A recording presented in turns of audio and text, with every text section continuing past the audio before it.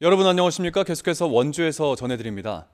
중국의 한국인 단기 비자 발급 중단 결정과 관련해 강원지방 중소벤처기업청이 수출 중소기업의 피해를 최소화하기 위한 긴급 대응에 나섰습니다.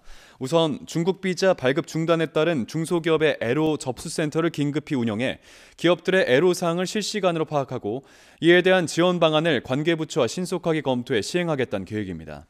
중국은 단순 관광뿐 아니라 상업무역과 의료 등의 목적을 포함한 한국 국민의 중국 방문 단기 비자 발급을 모두 중단하겠다고 발표함에 따라 도내 의료기기를 중심으로 한 수출 기업의 타격이 불가피한 상황입니다. 지난해 전국적으로 많은 비가 오면서 정부가 보급하는 삼광벼 종자가 부족해 횡성을 비롯한 각 시군이 대책 마련에 나섰습니다.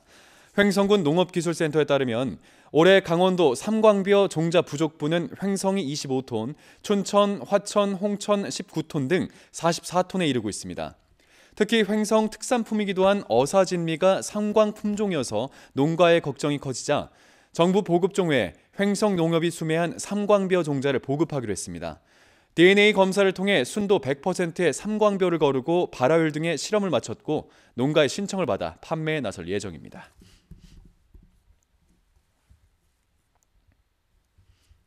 원주시가 지역특화 디지털 청년 일자리 사업에 참여할 지역 청년 구직자를 모집합니다.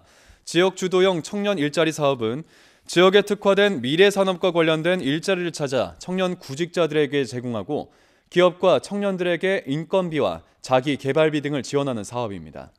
청년 구직자를 채용하는 해당 기업에는 1인당 월 최대 180만 원의 인건비를 2년 동안 지원하고 취업자에게는 직무 역량 강화 교육과 자기 개발비, 문화 활동비 등이 지원됩니다.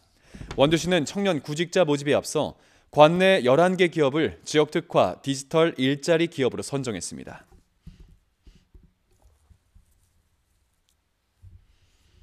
(2021년) 민주노총을 탈퇴한 원주시청 공무원 노조가 국회에서 기자회견 열고 상급단체 변경을 쉽게 할 수 있는 입법을 촉구했습니다. 원주시 공무원 노조, 이른바 원공노는 산별노조 조직 행태 변경을 막는 상급단체 규약과 규정을 제안하고 해당 규정을 외부에 공개하도록 해 조합원의 의사에 따라 자유로운 조직 변경이 가능하게 해야 한다고 촉구했습니다.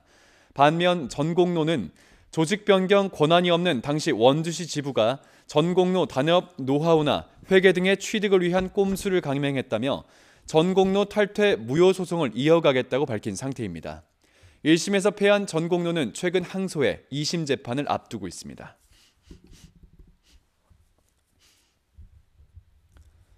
원주지방환경청이 고랭지밭 흙탕물 저감을 위한 민간 주도형 실천 사업에 한강 수계기금을 처음으로 투입합니다.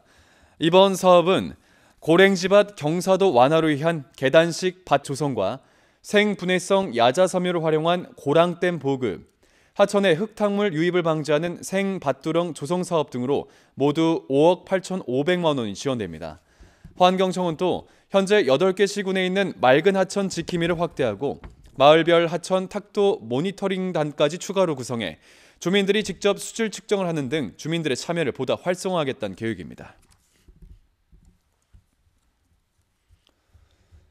강원도 코로나19 하루 확진자가 큰 폭으로 줄었습니다. 오늘 0시 기준 강원도 하루 확진자는 1,207명으로 전날보다 402명, 지난주 같은 요일보단 432명이 줄면서 30%에 가까운 감소폭을 보였습니다. 지역별로는 원주가 263명, 횡성이 17명, 영월이 28명, 평창 26명 등입니다. 지난 일주일간 하루 평균 확진자는 1,207명으로 4주째 줄어들고 있습니다. 도내 누적 사망자는 전날보다 3명이 증가한 1,254명, 위중증 환자는 20명입니다. 원주시가 관내 공동주택의 안전한 주거 환경을 조성하기 위한 지원 사업을 추진합니다. 지원 대상은 준공 후 10년이 지난 공동주택으로서 보안 등 보수와 LED 고효율 등기구 교체, 어린이 놀이시설 정기시설 검사 등 9개 분야에 모두 7억 7천만 원을 지원합니다.